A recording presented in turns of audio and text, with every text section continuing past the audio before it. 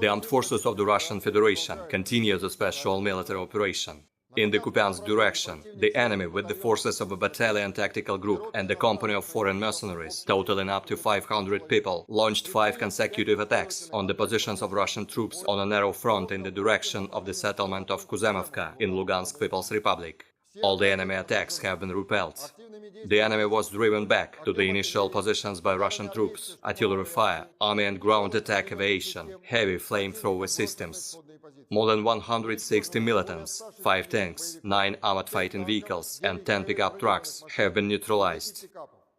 In the Krasny Liman direction, Russian troops eliminated over 70 Ukrainian personnel, 2 tanks, 5 infantry fighting vehicles, 1 armored personnel carrier and 5 pickup trucks. In the Nikolaev-Kryvyi Rog direction, the enemy with up to 2 battalion tactical groups failed attempts to attack in the directions of Ishchenka, Bruskinskoye, Patikatsky and Koshara in Kherson region.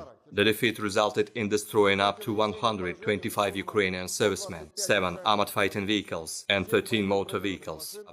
In total, 326 airplanes and 162 helicopters, 2,349 unmanned aerial vehicles, 383 anti-aircraft missile systems, 6,084 tanks and other armored fighting vehicles, 874 combat vehicles equipped with MRLS, 3,527 field artillery cannons and motors, as well as 6,791 units of special military equipment have been destroyed during the special military operation.